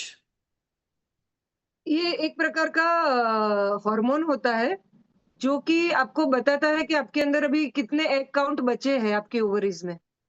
क्योंकि ओके. जब एक बेबी गर्ल पैदा होती है तो उसका ऑलरेडी एक काउंट निर्धारित होता है उनके ओवरीज के अंदर के इतने ही एग्स होंगे. और जब after the age of around 35 धीरे धीरे धीरे धीरे वो जो रिजर्वायर बोलते हैं उसको, जो एग्स का रिजर्वायर है वो कम कम होने लगता है. और जब वो एकदम ही रिड्यूस हो जाता है तो there are no chances of getting conceiving. Okay. तो नॉर्मल जो होता है वो 1 से 2 के बीच में होता है. अगर 1 से कम होने लगता है तो वो लोगों को बहुत डिफिकल्ट होता है कंसीव होने में. और जब 0.9 से भी कम होने लगता है तो they are never advise to do natural pregnancy. According to allopathic they always give them IVF, और वो भी डोनर एग यानी दूसरे किसी के एग लेकर ही वो कंसीव कर सकते हैं. ओके. सो आई थिंक आपने ऐसे केसेस को भी हैंडल किए हैं जिनका AMH is what 0.3 and then they have conceived. हाँ. सो कई बार ऐसा जनरल परसेप्शन लोगों का होता है कि ऑल दीज केसेस जो हैं वो एलोपैथिक से या सर्जरी से, ऐसा इस टाइप का ट्रीटमेंट करने से ही होता है. लेकिन आप यहाँ पे एक सबूत दे रहे हैं एक तरीके से with your testimonies that it can be done with diet, lifestyle changes. So इसमें लोग थोड़ा कभी विश्वास थोड़ा कम कर लेते हैं. क्या करना चाहिए लोगों को प्रूव करने के लिए, saying that all this is working? मैंने दिखा है ना टेस्टिमोनियल लाइव. ऐसे ही मैंने किसी के फोटो निकाल के नहीं डाले है ना, रियल टेस्टिमोनियल से. मैं इन जनरल बात कर रहा हूँ, मतलब not just your clients but overall. हाँ. लोगों को ऐसा रहता है कि अगर कुछ भी अगर कंडीशन होता है तो फर्स्ट लेवल ऑफ ट्रीटमेंट और first degree of treatment is allopathic, because everybody wants quick results. पर उनको हम लोग किस तरीके से और तरीके से उनको आप समझाते ये हैं? बोल सकते हो उनको आप ये बोल सकते हो कि आपको परमानेंट रिजल्ट चाहिए या टेम्पररी रिजल्ट चाहिए, फैंटास्टिक. यस. या थोड़े टाइम के लिए रिजल्ट चाहिए. यस. सो अगर उनको लाइफ लॉन्ग के लिए बीमारी से सफर करना है तो एलोपैथिक इज बेस्ट. कि लाइफ लॉन्ग आप दवाई लेते रहो, बीमारी को सप्रेस करते रहो और दवाइयों का डोज बढ़ाते रहो. बट आयुर्वेद में थोड़े साल तक आप उसका इलाज करो और धीरे धीरे धीरे वो चीज हमेशा के लिए चली जाएगी. आप इतना उनको बोल सकते हो. जैसे आपने वो सोराइसिस का केस बता दिया कि भाई उनको सोराइसिस था, वो बाहर भी नहीं आना चाहते थे या पसंद नहीं करते थे, but now he is completely gone और रिलैप्स नहीं हुआ है, फिर वापस आया नहीं हाँ. है. यस. हाँ. ओके. सो वी हैव तो जब मेरे पास सपोज फॉर एग्जांपल कोई डायबिटीज या अर्थराइटिस के लोग आते हैं और वो लोग बोलते हैं कि हम तो एलोपैथिक ले ही रहे तो हमको आयुर्वेद लेने की क्या जरूरत है, तो मैं उनको बोलती हूँ क्या आपको जिंदगी भर लेना है दवाई, और क्या उसके साइड इफेक्ट जो आगे जाके न्यूरोपैथी, रेटाइनोपैथी ये सब भोगना है, या थोड़े साल तक strict diet, lifestyle, home remedy ये सब कर कर उसको एकदम कंप्लीटली ठीक करना है. अगर आपका शुरुआत का डायबिटीज है तो, या अगर थोड़ा जूना डायबिटीज है तो क्या आपको कंप्लीट कंट्रोल करके आपकी एलोपैथिक दवाइयाँ रिड्यूस होगी तो आप खुश नहीं होंगे, या सिर्फ डाइट और लाइफस्टाइल पर और आयुर्वेदिक दवाइयों से ही अगर आपका ठीक हो गया, तो आपको कौन सी चीज पसंद है? जिंदगी भर आपको दवाई लेकर साइड इफेक्ट्स लेने हैं, या थोड़े साल तक स्ट्रिक्टली सब चीजें कर कर उसको कंट्रोल करना है और धीरे धीरे एलोपैथ का डोज रिड्यूस करना है? तब वो ऑटोमेटिकली आयुर्वेदिक चूज करते हैं. बिल्कुल. सो यानी कि अगर आप थोड़ा शॉर्ट टर्म का पेन लेंगे तो लॉन्ग टर्म का हम्म, गेन मिलेगा। नहीं तो हम लोग सब भागते हैं कि नहीं शॉर्ट टर्म गेन चाहिए, एंड दैट वो छोटे छोटे छोटे गेन्स होंगे लेकिन लाइफ लॉन्ग में तो पेन ही रहेगा। यस। ऑलराइट, सो हमारी डॉक्टर कोमल कोठारी हैं, अहमदाबाद से हैं, आईसीयू में काम करते हैं ज्यादातर, वहां से भी हमारे कोर्सेज को ऑनलाइन वो करती थी। उनका एक सवाल है कि स्वेलिंग के लिए क्या यूज कर सकते हैं, आयुर्वेद में क्या ऐसा थेरेपीज या सॉल्यूशंस हैं? देखो अभी स्वेलिंग जो है ना, उसको वात पित्त कफ के अनुसार आप देखोगे तो कौन सा दोष है। हाँ, वो पता स्वेलिंग करना के अंदर क्या होता है? पानी। Okay. And water is which dosha? Kapha दोषा। वाटर एंड अर्थ का जो कॉम्बिनेशन है, पृथ्वी और जल, ये कफ दोष है। तो आपको जितना हो सके उतना कफ वर्धक आहार विहार बंद करना है, जैसे गेहूं, मैदा, बेसन। मूंग मैक्सिमम खाओ, मूंग की दाल, चावल, खिचड़ी, मूंग का पानी। मूंग यूश बोलते हैं, उसके ऊपर जीरा धनिया का छौंक लगाकर, या हींग को ऐसा घी में छौंक लगाकर हम जो मूंग का पानी या चावल का पानी पीते हैं वो ज्यादा पियो। तो उससे ऑटोमेटिकली आपकी बॉडी का जो भी वाटर या फ्लूइड है वो यूरिन के थ्रू निकलने लगेगा। और हो सके उतना हैवी टू डाइजेस्ट फूड कम से कम करो। और कफ डाइट आप फॉलो करो, कफ रिड्यूस करने वाला डाइट। तो स्वेलिंग कम हो जाएगी। ऑलराइट, सो डॉक्टर कोमल कुट्टारी, आपके पेशेंट्स के लिए आप ये डेफिनेटली रेकमेंड कर सकते हैं। We have Abha Singh from Bhopal, Madhya Pradesh. She is a nursing professor, teacher हैं, नर्सेस को पढ़ाते हैं। शी इज आस्किंग हाइपोथायराइड जो है वो कौन सा दोष की वजह से होता है, हाइपोथायराइड? देखो जो थायराइड जो होता है ना, उसका एरिया यहाँ पे होता है। और जब वायु बहुत ज्यादा बढ़ के ऊपर आता है तो वो थायराइड को ड्राई करता है। And drying of thyroid creates all thyroid imbalances, hypothyroidism, hyperthyroidism, goiter, everything related to thyroid is nothing but too much vata imbalance. तो ऐसे लोगों को जितना हो सके उतना रॉ वेजिटेबल, रॉ सलाद कम से कम करना है। गैस बढ़ाने वाले यानी वातवर्धक जो भी मैंने आहार विहार बताए वो कम से कम करने हैं। वार्म लिक्विड सूपी फूड्स ज्यादा खाने हैं, घी दूध ज्यादा खाना है।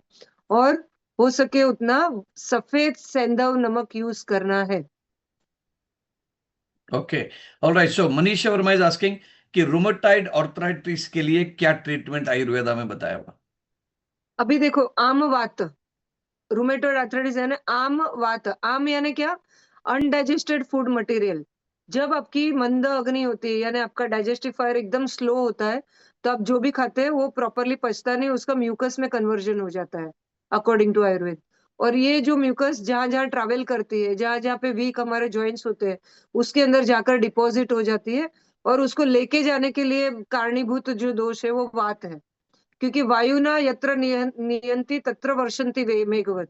आयुर्वेद में कहा गया है, पित्तम पंगु कफम पंगु पंगवो मल धातवः, वायु ना यत्र नियंती तत्र वर्षंति मेघवत। यानी कि पित्त, कफ, ये सारे दोष धातु जितनी भी चीजें हैं वो सब पंगु यानी लंगड़े हैं, वो लोग खुद अपने बल से नहीं चल सकते हैं। वायु उसको जिस तरह से बादल को हवा जहां जहां ले जाएगी वहां बादल जाकर बरसते हैं, वैसे ही वायु उस दोष को जहां जहां पर लेकर जाकर डिपॉजिट कर देगी, वहां वहां जाकर वो बीमारी को पैदा करेगा। ऐसा आयुर्वेद में लिखा है। तो ये जो म्यूकस को जब वायु धक्का मारकर जॉइंट्स में लेकर जाएगी, तो उस जॉइंट को वो डिटोरिएट करेगी, उसको खाने लगेगा वो जॉइंट्स को, यानी डैमेज करने लगेगा, और वहां पे रूमेटॉइड आर्थराइटिस होना शुरू होगा। तो आयुर्वेद में क्या कहा है, जब जब आपको आम वात यानी रूमेटॉइड होता है, तो आप आम और वात दोनों का एक साथ इलाज करिए। आम यानी mucus, mucus is created by low digestive fire या कफ, कफ जैसे दोष होते हैं उसमें। तो कफ वर्धक जो आहार विहार मैंने बताया है, वो अवॉइड करो। ठंडा बर्फ, आइसक्रीम, कोल्ड ड्रिंक, फ्रिज का पानी, गेहूं, मैदा, बेसन, ये सब चीजें कम से कम करो। और light to digest warm liquid soupy foods यानी वात में जो भी डाइट बताया है वैसा डाइट आप यूज करो, तो अमवात में फर्क पड़ेगा। फिर ड्राई पिंड स्वेद, यानी अमवात में बोला गया है ऑयलिंग नहीं करना है, क्योंकि ऑलरेडी उसमें म्यूकस चिकटपना है। उसमें ऑयलिंग आप करोगे तो और म्यूकस बढ़ेगा और चिकटपना बढ़ेगा। तो ड्राई पिंड स्वेद यानी कुछ आयुर्वेदिक दशमूलक या अपना अजवाइन है, सौंफ, सौंठ है, ये सब की पोटलियां बनाकर ड्राई आप पोटली कर सकते हो आमवात के मरीज को। फिर आमवात गजेंद्र से एरंड स्नेह केसरी, यानी आमवात की बीमारी में शेर की तरह काम करता है, वो है कैस्टर ऑयल। तो कैस्टर ऑयल का आप उपयोग करिए। जिंजर टी बनाइए, यानी अदरक को पानी में उबालकर, सूंठ को पानी में उबालकर, उसके साथ कैस्टर ऑयल मिलाकर आप रोज रात को 1 चम्मच पीजिए।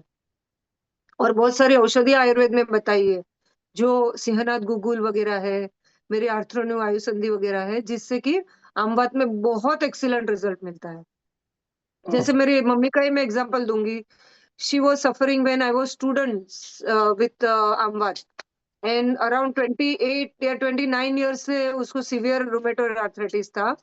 और मेरी दवाई लेते लेते विद इन 5 to 6 years उनको पेन एकदम ठीक हो गया, और जॉइंट्स काफी फ्लेक्सिबल हो गए।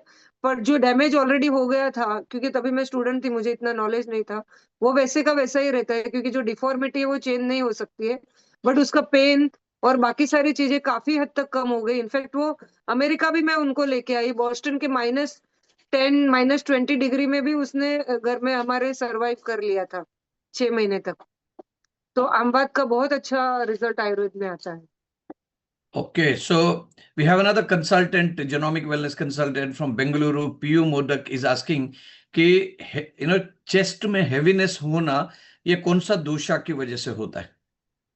चेस्ट में हैवीनेस बहुत सारी बीमारियों से भी होता है, तो वो आपको फाइंड आउट करना पड़ेगा कि लंग रिलेटेड कोई इश्यू है कि नहीं, या हार्ट रिलेटेड कोई इश्यू है कि नहीं। बट इन जनरली आयुर्वेद में चेस्ट में जो भारीपन या चेस्ट पेन जो होता है, वो वायु की विकृति है और कफ की विकृति है। तो जब वायु बहुत ज्यादा मात्रा में चेस्ट में भर जाएगा, तो वो चेस्ट पेन होगा। आप बिलीव नहीं करोगे, जैसे मैं आईसीयू में भी काम करती थी, मैक्सिमम जो पेशेंट आते थे चेस्ट पेन की शिकायत लेकर या चेस्ट हेवीनेस की शिकायत लेकर, उनको जब खाली एंटासिड या एसिडिटी की दवाइयाँ या इंजेक्शंस वगैरह देने के बाद ही उनका चेस्ट पेन या चेस्ट हेवीनेस 90% ठीक हो जाता था। या मेरे पास बहुत सारे ऐसे लोग आते हैं जो बोलते हैं, डॉक्टर मुझे बहुत ज्यादा चेस्ट पेन हो रहा है, कहीं मुझे हार्ट अटैक तो नहीं आ गया था, या मुझे हार्ट ब्लॉक तो नहीं है, प्लीज आप चेक करिए। और जब वो देखते हैं तो उनके रिपोर्ट सारे नॉर्मल आते हैं, पर उनको चेस्ट पेन जाता ही नहीं है।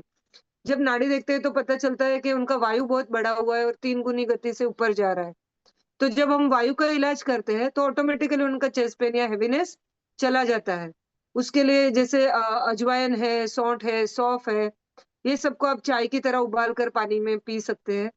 कुछ आयुर्वेदिक वनस्पतियां है, चित्रक वगैरह है, जिसको आप यूज कर सकते हैं वायु को नीचे उतारने के लिए। जो वायु कॉन्स्टेंटली ऊपर चढ़ता है उसको नीचे उतारते हैं अपान दिशा में, तो उनका पेन चला जाता है या हेवीनेस चला जाता है। सो आपने ये अपने प्रेजेंटेशन में आपने तो कहा भी कि दोष जो है वो सिंगल भी रहते हैं या कुछ कॉम्बिनेशन भी रहते हैं, but is there a possibility कि कोई एक व्यक्ति को तीनों दोष भी हो सकते हैं? दिस हाँ, इज आस्क्ड बाय आबा सिंह अगेन। हाँ। जब त्रिदोष की नाड़ी हमें मिलती है तो मोस्टली वो इनक्योरेबल डिसीजेज होते हैं। यानी बहुत बड़े बड़े जो डिसीजेज हम बोलते हैं ना, कैंसर है या HIV है या मल्टीपल स्क्लेरोसिस है, MS है, ये सब बीमारियों में ऑलवेज त्रिदोष की नाड़ी मिलेगी आपको, और तीनों दोष आउट ऑफ बैलेंस मिलेंगे। ओके, किरण कुंदकर इज आस्किंग कि ये हम लोग दोषा है या नहीं है, कैसे हम लोग पता कैसे कर सकते हैं? Is it just by visual observation या कोई उसके और कुछ तरीके हैं? आयुर्वेद में त्रिविध परीक्षा, अष्टविध परीक्षा, सब बहुत सारी परीक्षाएं बताई गई है।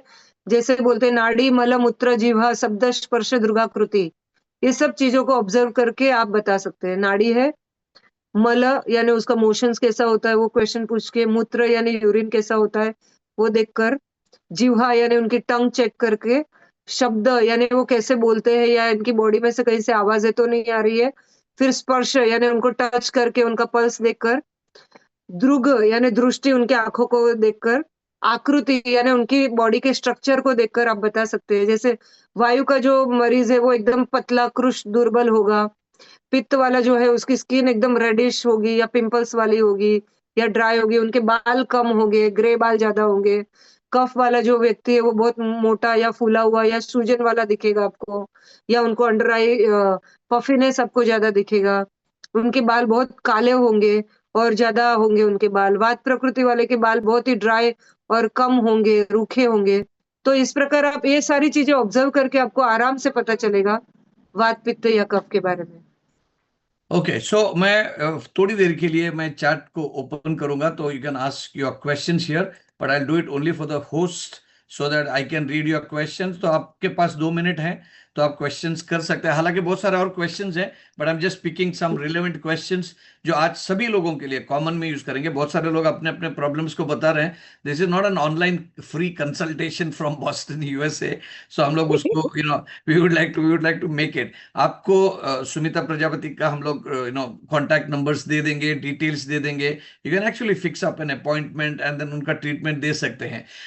मेरे फैमिली में I just started when I we started this presentation और वेबिनार कि we have used Dr. Sumita Prajapati supplement. My wife is actually taking supplement even today. I think she ordered last a month ago or Yes, something. And I think you were yes, in Mumbai last month, yes. and you did some Next presentation. month I'll be again in Mumbai. Okay, so you'll be there again here. So आपके questions आप अभी post कर सकते हैं। And Dr. Somiran is asking how to check नाड़ी, नाड़ी को कैसे check कर सकते हैं? ये बहुत ही डिटेल में एक अलग वर्कशॉप रखना पड़ेगा।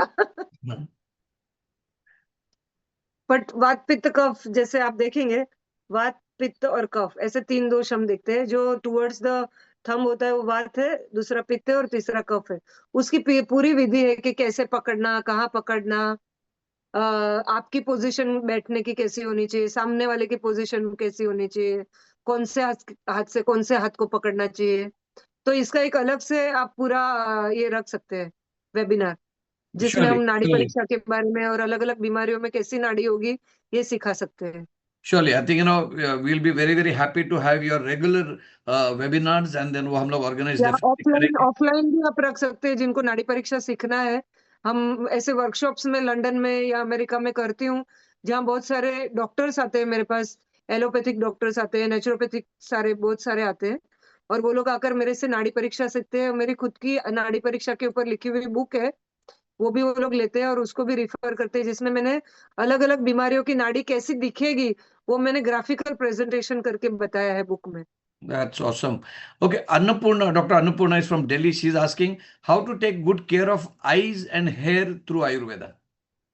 देखो, मैंने जैसे बताया, पित्त जो दोष है, it is connected to skin, vision and hair. तो अगर आपका पित्त दोष आपने कंट्रोल में रखा, तो आपकी बाल, आंख और स्किन बहुत अच्छे रहेंगे। तो Okay. गाय का घी है, दूध है, ये सब ज्यादा यूज करो। So, आंवला यूज करो, गाजर यूज करो। Okay, so Atreya Mukherjee is asking कि अगर हम लोगों ने जेनेटिक टेस्टिंग किया या जो रेगुलर रूटीन हम लोगों ने ब्लड टेस्ट वगैरह किया, उसमें जो रिजल्ट्स आते हैं, जो रेंज है या नहीं है, जो जो भी रीडिंग बताते हैं, क्या उसमें से हम लोग दोषा को डिटरमिन कर सकते हैं कि उनके वहां के क्यों नहीं? सिम्टम्स को देख के? क्यों नहीं, मैं करवाती हूँ। मेरे हर एक पेशेंट को मैं बोलती हूँ, हर 6 महीने में आप कंप्लीट ब्लड टेस्ट करवाओ, ताकि आपको भी पता चले कि क्या क्या आपका इम्बेलेंस है और क्या क्या ठीक हो रहा है, क्या बढ़ रहा है वो। तो जैसे कि फॉर एग्जाम्पल आपको कफ दोष का मैं बताऊंगी। अगर आपके अंदर कफ दोष ज्यादा है, तो आपको लिपिड प्रोफाइल ऑलवेज बढ़ा हुआ दिखेगा, शुगर हमेशा बढ़ी हुई दिखेगी, आपका एचडीएल घटता हुआ नजर आएगा, एलडीएल बढ़ता हुआ नजर आएगा, कोलेस्ट्रॉल और ट्राइग्लिसराइड बढ़ता हुआ नजर नजर आएगा। दैट मीन्स आपके अंदर कफ की अधिकता है। ओके, हमारी और एक जिनोमिक कंसल्टेंट है फ्रॉम पुणे, शालू जज। वो ये कहते हैं कि if there is a teenager, उनको बॉल्डनेस के सिम्टम्स है, यानी कि उनके बाल झड़ रहे हैं, बट उनका डाइट अच्छा है, कोई स्ट्रेस नहीं है, लेकिन उनका भी जेनेटिक रिपोर्ट उन्होंने किया तो उसमें उनका लैक्टोज इंटॉलरेंस आ रहा है, एंड और कुछ रीजंस हो सकते हैं। सो आयुर्वेदा में इसके लिए क्या उपाय है? आजकल मेरे पास बहुत सारे टीनेजर्स आ रहे हैं जिनके हेयर फॉल हो रहे हैं या ग्रे हेयर हो रहे हैं। स्कूल में पहली दूसरी में ही ग्रे हेयर होना शुरू हो जाता है बच्चों का। तो उसका मुख्य कारण है पित्तवर्धन। अभी आयुर्वेद में जो हमारे शरीर की अवस्था है, उसको भी 3 दोषों में डिवाइड किया गया है। जब हम बच्चे होते हैं, यानी बाल्यावस्था जो है, वो कफ दोष का अधिकता होती है। जब हम युवान होते हैं या यंग होते हैं, तो पित्त दोष की अधिकता होती है। और जब हमारे पीरियड्स चले जाते हैं या आफ्टर द एज ऑफ 50 या 60, वात दोष की अधिकता होने लगती है। तो जो टीनेजर होते हैं, उनको नॉर्मली ही उनकी बॉडी में पित्त ज्यादा होता है। और ऐसी टाइम में आप देखोगे कि आजकल के टीनेजर जो है, वो चाइनीज फूड ज्यादा खाते हैं, या खट्टा फर्मेंटेड चीजें ज्यादा खाते हैं, या रात को लेट लेट तक जागते हैं और दिन में लेट तक उठते हैं। तो ये जो भी लाइफस्टाइल या डाइट है वो पित्त को बढ़ाने का कारण माना गया है। और दूसरा हम देखते हैं दूध, फ्रूट और खाना, ये तीनों हम कंबाइन करके देते हैं। यानी स्ट्रॉबेरी मिल्क शेक है या फ्रूट विथ योगर्ट है, या खाने के साथ में दूध या फ्रूट के आइटम्स हम ज्यादा से ज्यादा यूज करने लगे हैं। जैसे हमको लगता है कि पनीर बहुत हेल्दी है, बट आपको याद होगा जब हम स्कूल में थे तब हमने कभी पनीर देखा ही नहीं था। पनीर कब आया? अराउंड 15 साल हुआ होगा पनीर को इंडिया में आते हुए। और जब से पनीर आया तब से पित्तवर्धक बीमारियां या ये सब कोलेस्ट्रॉल, ट्राइग्लिसराइड, ये सब आने लगा। तो आयुर्वेद क्या कहता है कि दूध को फाड़ के बनी हुई जितनी भी चीजें हैं, वो अगर आपके अंदर पित्त का प्रकोप है तो आप अवॉइड करिए। तो उसकी जगह अगर वो लैक्टोज इंटॉलरेंस है तो वो प्लांट बेस्ड मिल्क ले सकते हैं, जैसे कोकोनट मिल्क हो गया या आलमंड मिल्क हो गया, या घी ले सकते हैं। घी से उनको कोई भी एलर्जी नहीं होगी। तो गाय का घी खाने में बहुत अच्छा होता है पित्त के लिए। तो गाय का घी है, फिर मूंग है, जीरा, धनिया, सौंफ मैंने बताया पित्त कम करने के लिए आप यूज कर सकते हैं। आंवला का सेवन करो। आंवला बालों के लिए सर्वश्रेष्ठ माना गया है। तो आंवला खाने में जितना हो सके उतना यूज करो। कोकोनट की चटनी बनाओ। तो ये सारी चीजें आप चेंजेस करोगे तो आपको रिजल्ट आएगा। All right, so plus doctor, बहुत सारी दवाइयां हैं आयुर्वेद में, भृंगराज है, आंवला है, ये सब का आप यूज कर सकते हो पित्त कम करने के लिए। all right, all right. So, Dr. Sachin Yadav is asking, leaky gut जो है, this is a cause for many metabolic disorders and autoimmune diseases today. तो आयुर्वेदा में इसका क्या उपाय है, या what's the opinion about these disorders in Ayurveda? Leaky gut. Ayurveda में इसको जो है पित्त से रिलेटेड ही बीमारी मानी गई है। पित्त और कफ का इम्बैलेंस और अग्नि मांद्य, यानी अग्नि जो है डाइजेस्टिव फायर प्रॉपरली काम हमारी नहीं कर रही है, या पित्त हमारे शरीर में एसिड का लेवल बहुत ज्यादा है, या कफ का लेवल बहुत ज्यादा है, तो ये सब बीमारी आती है। तो इसके लिए हमें डाइट बहुत ही अच्छे से फॉलो करना पड़ेगा। Okay, so you mentioned a book, Dr. Sumita, नाडी के लिए, तो बुक का नाम आप फिर से बता सकते हैं? Srinivasan, doctor friend from Sumita Chennai. Doctor Sumita's book on Ayurvedic pulse reading. Okay, so doctor Sumita's book on Ayurveda pulse reading, और ये ऑनलाइन में परचेस करने के लिए अवेलेबल है? ऑनलाइन मैंने नहीं रखा है उसको। Okay, okay, so it's not available online, Srinivasan, but हाँ, सिर्फ मेरे we'll pass see how we he can. आप ले Yeah, सकते हैं। so we'll arrange that copy for you. Don't worry about it. We'll definitely arrange that copy for you. Okay. So Veenu Chawla ma'am पूछ रही हैं कि क्रोनिक हेडेक्स का reasons and क्या कर सकते हैं उसके लिए, is it just like hot soup वगैरह पीना है, कि वो तो उनको सूट नहीं हो रहा है, तो क्या कर सकते हैं? देखो, जो माइग्रेन या पित्त का कारण है ना, वो 3 प्रकार से हो सकता है, वात, पित्त और कफ। ठीक है। तो आपको उसके सिम्टम देखने हैं, कौन से सिम्टम है। अगर उसको बहुत थ्रॉबिंग हेडेक हो रहा है तो इट मीन्स वात की वजह से है। अगर वो हेडेक गर्म हो रहा है, सर एकदम गर्म और भारी हो रहा है और जलन हो रही है, या उसके साथ में नौशिया वॉमिट टाइप का हेडेक हो रहा है, या आंखें भी दर्द कर रही है, आंखों से पानी आ रहा है, तो वो पित्त का हेडेक है। और अगर उनको साइनस से रिलेटेड, यानी कफ, कोल्ड, स्नीजिंग की वजह से हेडेक है, या सर भारी रहता है, या नाक से पानी बह रहा है, तो वो कफ से रिलेटेड हेडेक है। तो ये तीनों प्रकार को आपको पहले देखना है कि वात का हेडेक है, पित्त का है, या कफ का है। वो देखकर फिर आप उसको इलाज करेंगे तो ठीक हो जाएगा। Okay, so Siddharth is asking, Siddharth, I guess, is from Jammu Kashmir. So TSH जो थायराइड के conditions है, वो disturbed हैं. It's actually gone up to 15, and T3, T4 and T3, free T4 and anti-TPO, ये सब कुछ normal है. Despite living a healthy lifestyle and trying to improve without taking any medication, can TSH be brought to be वो normal कर सकते हैं क्या? मेरे पास बहुत सारे टेस्टिमोनियल, आपको मैं स्क्रीनशॉट भेज सकती हूँ, जिनका टीएसएच 15, 20, 25 से भी विद इन 2 मंथ्स नॉर्मल आ गया है मेरी ट्रीटमेंट से, दवाई और डाइट से। Okay, so Siddharth sir, it's possible, you just need to ensure that कि only in Ayurveda. Ayurveda follow करना पड़ेगा. Okay, so we have another question, but the user name is iPhone, I don't really know. Okay, Namrata it is. So my weight was constant for 25 years, but after taking medicines for nerve pain in the last 2 months, I noticed that every food I consume is converting to fats, and I suddenly gained 8 kilo उनका weight gain हुआ है just in 1 month. So diabetes भी है, वो पूना से हैं. नम्रता ma'am पूछ रहे हैं कि what's the solution for this kind of a condition? What is the root cause? Root cause एक तो साइड इफेक्ट्स हो रहे हैं उनको एलोपैथिक दवाई के, प्लस डायबिटीज, प्लस उनकी एज भी अगर ज्यादा होगी तो हार्मोनल इम्बैलेंस. जैसे ही हार्मोन्स इम्बैलेंस होना शुरू होते प्री मेनोपॉज या मेनोपॉजल, तो ऑटोमेटिक आप कितना भी करो, आप कितना भी एक्सरसाइज और डाइट करके मर जाओ, आपका वजन नहीं घटता है. तो उसके लिए आपको देखना है कि आपका कौन सा दोष बढ़ा हुआ है, उसको बैलेंस करिए, आपका शुगर कंट्रोल करिए, ऑटोमेटिक वेट लॉस होगा. इस प्रकार के जब पेशेंट्स मेरे पास आते हैं तो उनको मैं आयुर्वेदिक दवाइयाँ देती हूँ, जिससे उनका शुगर भी कंट्रोल हो, वजन भी कंट्रोल हो, उनका पेन भी कम हो, और धीरे-धीरे उनका जो पेन की दवाइयाँ कम हो सके उतना मूँग का पानी ज़्यादा से ज़्यादा पीजिए. हो सके तो 1 हफ्ता मूँग डाइट पे आ जाइए, जितना हो सके उतना मूँग की खिचड़ी, मूँग का सूप, मूँग का पानी ये पीजिए, तो आपकी बॉडी का जो भी टॉक्सिन्स है या म्यूकस है या वाटर है, वो फटाफट फ्लश आउट हो जाएगा. और साथ में फिर धीरे-धीरे आपका डाइट हम चेंज करेंगे, मतलब ईज़ी टू डाइजेस्ट फूड धीरे-धीरे शुरू करेंगे. तो आपका Okay. वेट भी लूज़ होगा और सब प्रॉब्लम में आपको सॉल्व हो जाएगा. All right. So, Mr. Rajkumar has a very interesting question. Nowadays, males and even females, couples, married couples, having a lot of issues related to sexual health. This is because of maybe, lifestyle, etc. And then यहाँ तक बात पहुंच जाती है कि, even divorce cases are increasing very, very rapidly. Is there any treatment for Ayurveda for libido and stuff like this? Yes, Sexual health. Why not? Ayurveda में इसका बहुत अच्छा इलाज है. बहुत सारी वनस्पतियाँ, अश्वगंधा है, चंद्रप्रभा है, शतावरी, बहुत सारी दवाइयाँ हैं. प्लस वात को कंट्रोल करना है, क्योंकि स्ट्रेस ये मेन कारण होता है.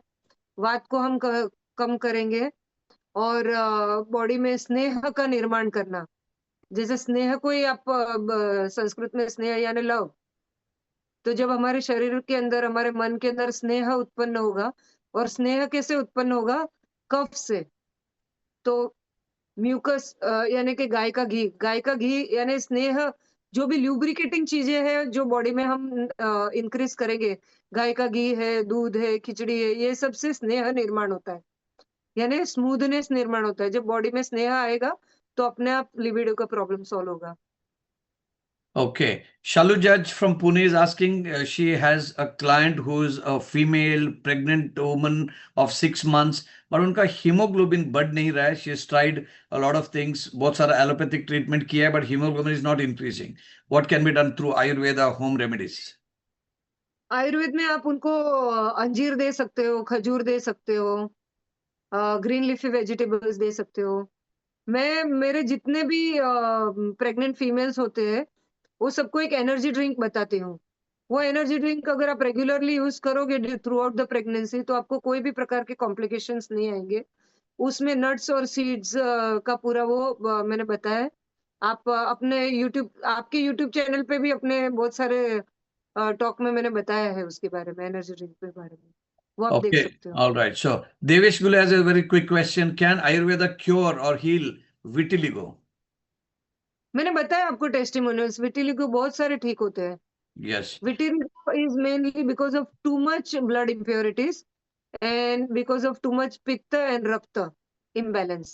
जब Okay. बॉडी में खून की खराबी और पित्त का बिगाड़ होता है तो होता है. बहुत ही टफ होता है इसको ठीक करना, बट अगर रेगुलर प्रॉपरली डाइट, लाइफस्टाइल और पंचकर्म किया जाए तो ये ठीक हो सकता है. Awesome. Awesome. Reena Podar ma'am is asking, what's the marma for kids to study? उनको academic excellence करने के लिए, what's the trick? यहाँ पे अपना जो राइट हैंड है, वहां पे अगर आप 4 फिंगर्स रखेंगे, ये 5th, जब आपका ये थंब आएगा, ये 5वां फिंगर है, इसको हमें प्रेस करना है. और जो भी पॉजिटिव एफर्मेशंस आपको देना है, आप उनको बता सकते हो. And always remember, when you are pressing, press only for 6 times.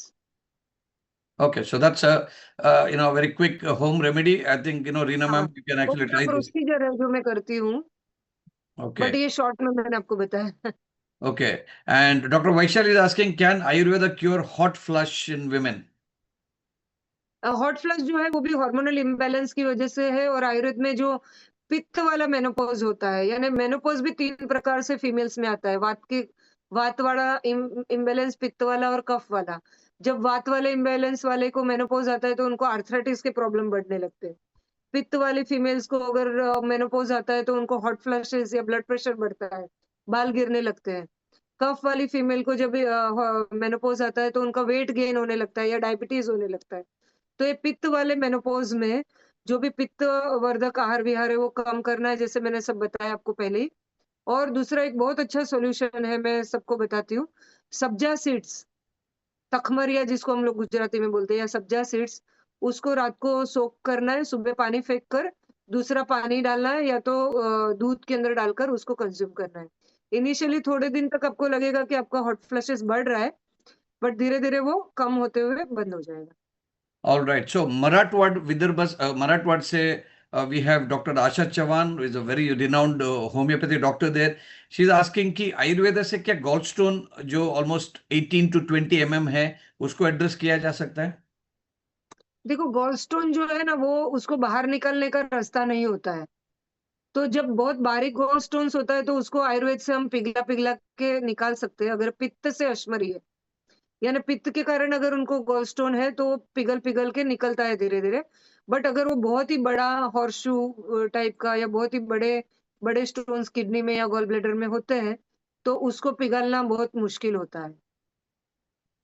But okay. छोटे-छोटे गॉल ब्लैडर स्टोन या किडनी स्टोन्स तो बहुत सारे निकल जाते हैं अपनी दवाई से। और स्वप्नाली बहुत सारे सावंत टेस्टिमोनियल है जो निकल गए हैं। Swapnali Sawant has a very interesting question. I find it a little humorous. What about headaches which start with sunrise and end with sunset? या तो हो सकता है कि दिन में बहुत सारा काम करना होता है उसकी वजह से स्ट्रेस से होता रहेगा, but I am just putting it very lightly. Actually इस कंडीशन के लिए कि सनराइज में से हेडेक स्टार्ट हो जाता है, सनसेट तक रहता है, what kind of a condition is this? क्या इसका रेमेडी हो सकती है? उसको जनरली लोग आधा शीशी बोलते हैं। बट आयुर्वेद में जो है ना, दिन के भी अलग-अलग काल बताए गए हैं। जैसे सुबह, दोपहर और शाम। उसको अगर हम डिवाइड करेंगे तो सुबह कफ का काल बताया गया है, दिन में पित्त का काल, और शाम को या रात को वात का काल बताया है। फिर उसको वापस डिवाइड किया गया है 4-4 घंटे के डिफरेंस में। वात, पित्त, कफ कैसे बढ़ता है वो। पर इन जनरल अगर आप देखोगे तो दिन में सूर्य होता है सर पे। तो जब सूर्य दिखाई देता है तब ये पित्त का काल माना गया है। तो ये प्रकार का जो हेडेक है उसको हम पित्तज हेडेक या पित्तज माइग्रेन मानते हैं। तो इसकी जितनी भी रेमेडी है वो पित्त के अनुसार करनी है, यानी घी खाना है, दूध पीना है, खटाई कम करनी है, फर्मेंटेड फूड कम करना है, दिन में सोना नहीं है, रात में जागना नहीं है, यू नो। और आयुर्वेद में बहुत सारी वनस्पति है जो पित्त को कम करके मोशन में फ्लश आउट करती है। तो वैसी औषधियों का सेवन करना है। Okay, so there are two questions almost similar. Nargis ma'am is asking, they have this piles ka issues in the family. Most of the people have this. And Rohini Verma is asking, IBS की problem है क्या? दोनों का conditions more, related to the digestive tract. IBS and, constipation or piles. Yes, IBS और piles दोनों भी जो है वो पित्त पित्त की वजह से होते हैं। इसका मुख्य कारण too much acid in your body होता है। तो हो सके उतना पित्त कम से कम करो। फिर एक बेल मुरब्बा करके आता है, बेल फल आता है। तो बेल फल का आप जूस भी ले सकते हो या उसका मुरब्बा यूज कर सकते हो। सिर्फ आयुर्वेद में जो है ना, दही का इस्तेमाल बहुत कम करने के लिए बताया है। दही जो है उसके बहुत सारे नियम भी आयुर्वेद में बताए गए हैं।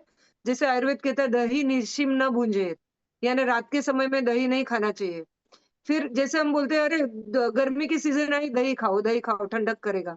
बट ये टोटली रॉन्ग है। आयुर्वेद दही को गर्म मानता है, ठंडा नहीं मानता है। तो Mm-hmm. ठंडी की सीजन में इनफैक्ट आप दही ले सकते हो, गर्मी की सीजन में आप दही मत लो। Okay. समझा? So, तो so और आयुर्वेद में बताया है दही जो है वो आईबीएस में चलता है, नॉर्मल बीमारियों में ना बोला है। बट इरिटेबल बोवेल सिंड्रोम या डायरिया, डिसेंट्री या ब्लड जाता है मोशन में, तो ऐसे पेशेंट को आप दही बोल सकते हो, या छाछ या तक्र हम बोलते हैं। थोड़ा सा दही और ज्यादा पानी डाल के उसमें धनिया जीरा डालकर जो हम यूज करते हैं, वो आईबीएस के मरीज को अलाउड है। तो ये सब चीजें आप आईबीएस या पाइल्स में एडवाइस कर सकते हो। Okay, Shubham Chaudhary is asking this question कि एंजियोमेट्रिसिस के लिए कि कोई ऐसा सीवियर पेन को अवॉइड करने के लिए is there any home remedy in Ayurveda? अभी वो भी एंडोमेट्रियोसिस जो है, वात पित्त कफ, आप देखो और वो उस अनुसार आप उनको एडवाइस कर सकते हो। अगर वो पेशेंट को बहुत ही सीवियर पेन है, बट पीरियड एकदम ही स्कैंटी आ रहा है या लेट आ रहा है या कभी जल्दी आ रहा है, इर्रेगुलर पीरियड है, तो वो endometriosis is because of too much वात इम्बैलेंस। तो उसको वात का इलाज करना है। अगर उसको हेवी ब्लीडिंग के साथ में पीरियड आ रहा है और एंडोमेट्रियोसिस पीरियड आ रहा है, तभी फीवर आता है या ब्लैक कलर का पीरियड्स आता है, तो पित्त की वजह से है। अगर उसको बहुत स्कैंटी पीरियड आता है बट बहुत लेट पीरियड आता है और पेन डल टाइप का पेन है, बहुत सीवियर पेन नहीं है, तो वो कफ का एंडोमेट्रियोसिस है। तो उसको कफ का इलाज करना पड़ेगा। तो उधर भी दोषों को देखकर आप उसका इलाज करिए। Okay, so I think no overall हम लोग जितने भी क्वेश्चंस वगैरह देखते हैं, so what it actually says, जो हम बेटा लोग, जरा दरवाजे पे कोई आया है, 1 minute. Sure sure sure sure, so we have Dr. Sumita Prajapati, and she has a son called Sarth. कई बार वो भी ट्रेनिंग देने के लिए कोशिश कर लेते हैं जब भी लाइव रहते हैं, but then okay, now let me come to the point. आपने अगर इस पूरा कॉन्वर्जेशन में देखा रहेगा, we actually have everything boils down to कि भाई आपकी प्रकृति क्या है ये पता करो, that's exactly what we are doing from a scientific point of view in genetics. So batch 20 अभी अभी आप थोड़ा सा पढ़ रहे हैं जेनेटिक्स के बारे में, what's genotyping, what's phenotyping, but actually from a scientific point of view we are trying to understand कि आपका जीनोटाइप क्या है, what's the hardware that you are brought in when you are born biologically to our parents. So ये genotype के हिसाब से we actually then give personalised nutrition. So I would say this is a little old wine in the new bottle. कैसे?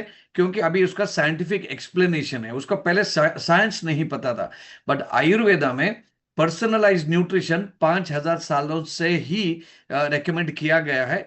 That may be done through trial and error, या may be the way intuition, or maybe expertise, your observation, whatever, you can actually say all this. But right now, of course, the government of India also is pumping in a lot of money, जो आयुर्वेदा और genetics का जो जो उनकी सांठ गांठ है, the kind of a correlation है, उसको साइंटिफिकली प्रूव करने के लिए Ayurgenomics is one department that's working. And जैसे डॉक्टर सुमिता प्रजापति ने कहा, the future, in the next 5 years, 10 years, you will actually see a lot of correlation. And India is a land of Ayurveda. यहाँ का ही ये science है, वो बाहर गया हुआ है। And it's a little, shameful for us. थोड़ा हमको शर्म भी आनी चाहिए इस बात में कि जब आयुर्वेदा के बारे में हमारे से ज्यादा बाहर के लोगों को ज्यादा जानकारी भी है, और जब जानकारी मिल भी जाती है वो ज्यादा सीरियसली एक्शन लेते हैं। We had one couple, I think if Bharti ma'am is here from Delhi, वो कंफर्म कर सकते हैं। There was a couple who came to India for some treatment of their child, and जब उन्होंने उनको बता दिया कि जेनेटिक टेस्टिंग से अभी आप कर सकते हैं, यू वोंट बिलीव, उनका फ्लाइट शाम को 5 बजे 6 बजे था, and they wanted a DNA kit in Delhi at around 10 o'clock 11 o'clock। हमारे पास कैसे हम लोग ऑर्गेनाइज करें, बिकॉज कुरियर में जा नहीं सकता, तो we manage from the local, we have a co brand owner, और उनसे हम लोगों ने करवा दिया, and they have given a very good testimony, जो अपना एसोसिएट ग्रुप में भी है।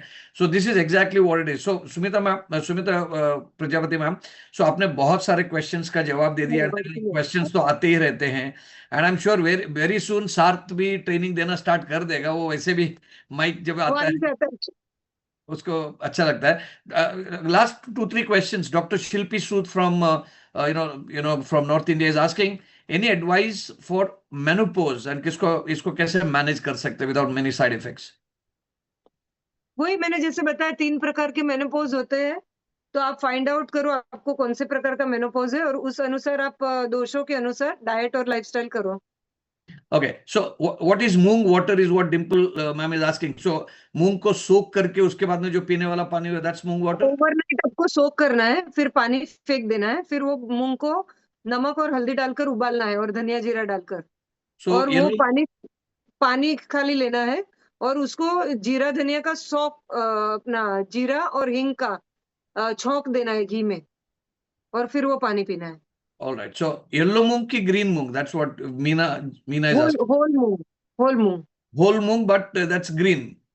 ग्रीन, हाँ। Green color. Okay. So there's a leukodoma or vitiligo patient. She's studying in the 4th standard. Any Ayurveda treatment for skin related issues? आपने वैसे दिखा तो दिया था psoriasis के patient, but leukodoma, vitiligo, these are all dermat related issues. तो उसका क्या solution हो सकता है? वही विरुद्ध आहार अवॉइड करो, मैंने बोला ना, दूध फ्रूट और खाना सेपरेट रखना है। ये दोनों में से कोई भी चीज कंबाइन नहीं करनी है। खट्टी और फर्मेंटेड चीजें हो सके उतनी अवॉइड करनी है। Surely. और आयुर्वेदिक दवाइयां होती है जिससे धीरे धीरे ब्राउन स्पॉट आकर वो ज्वाइंट होकर वो नॉर्मल हो जाती है स्किन। Alright, so मुझे लगता है कि बीमारियों की संख्या तो अभी बढ़ रही है। आई थिंक हजारों बीमारियां हैं, and I am sure people एक एक बीमारी का नाम लेके आपको पूछते हैं कि भाई इसके लिए क्या है, उसके लिए क्या है, but still will try to attend a few. Annapurna doctor from Delhi is asking fatty liver के लिए आयुर्वेदा का ट्रीटमेंट क्या है? सब मिल जाएगा अभी, फ्री कंसल्टेशन। अब लूट लो ऑफर है अगले 10 मिनट के लिए। फैटी लिवर इज अगेन कफ दोषा, तो कफ का आपको इलाज करना है वार्म लिक्विड